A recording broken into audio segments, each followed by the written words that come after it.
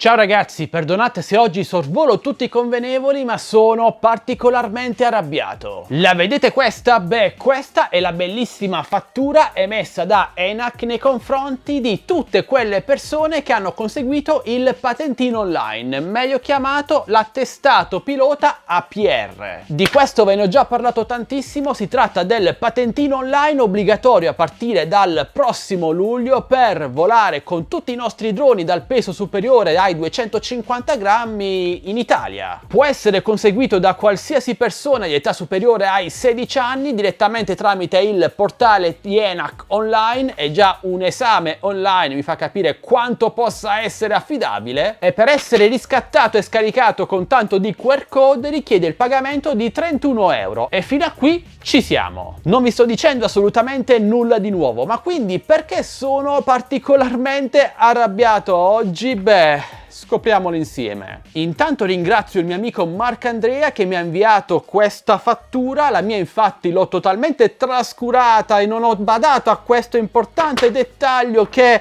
davvero, ragazzi, mi sta facendo ribollire il sangue. Comunque, eccola qui, la fattura, ovviamente oscurando tutti i dati del destinatario. ENAC, codice di fattura, fattura numero, e torneremo su questo numero più tardi, emessa qualche giorno fa il 30 maggio, prestazioni fuori campo, applicazioni IVA, ed ecco per cosa viene emessa questa fattura. Articolo N38/21, descrizione diritti per attestato pilota APR, importo 30 euro. E inoltre N07-1 spese, diritti accessori, maggiorazione del 2% per spese indicate nell'articolo 7,1, importo 0,60 euro. Ma veniamo ora alla parte più bella. Totali 30,60 euro, bollo 0,00 euro e arrotondamento 0,40 euro, 40 centesimi, totale quietanza 31,00 euro.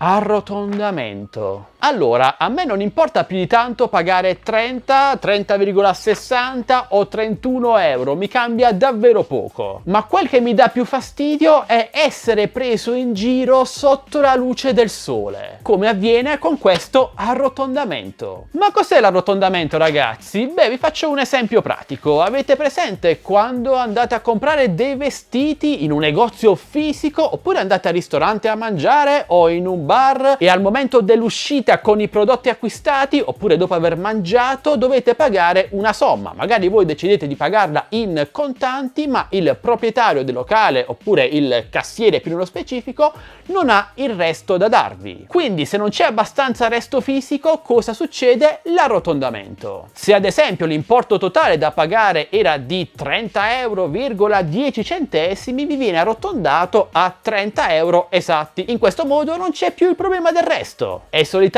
l'arrotondamento viene fatto in negativo, in difetto, anche come forma di scusa da parte del locale. Direi quindi che non c'è assolutamente nulla di male in tutto ciò, ma il problema arriva quando l'arrotondamento viene eseguito per degli acquisti effettuati tramite carta di credito. Capite benissimo che se l'acquisto viene eseguito in contanti possono esserci dei problemi con il resto, ma se lo stesso acquisto viene eseguito tramite carta di credito, quindi con la possibilità di pagare l'esatto importo, l'arrotondamento in questo caso è davvero una presa per il c***o.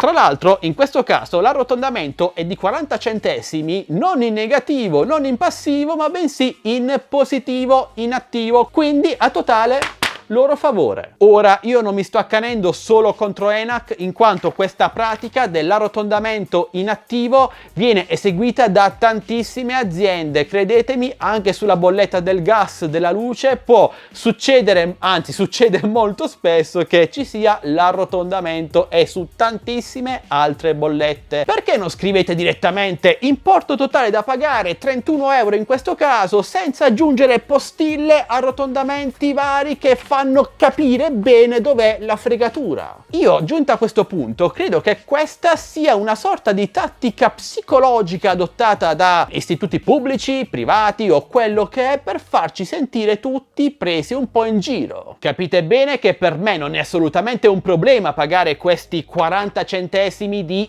arrotondamento, ma li pago io 40 centesimi, li paghi tu, li paga lui e ben presto questi 40 centesimi diventano un sacco di soldi. Ve lo faccio capire subito, questa è la fattura 29.370. Ora moltiplichiamo questa cifra per 40 centesimi, 0,40 euro, e otteniamo il totale ad oggi di 11.748 euro di arrotondamento, quasi 12.000 euro fatti di 40 centesimi in 40 centesimi che finiscono non so in quali tasche. Ma la cosa davvero bella è che ad oggi il patentino, l'attestato di pilota APR, non è nemmeno obbligatorio, lo sarà a partire dal prossimo luglio, e immaginate voi da luglio, con il fatto che tutti dovranno conseguirlo obbligatoriamente, o almeno dovrebbero, a che cifre si arriverà con questo arrotondamento.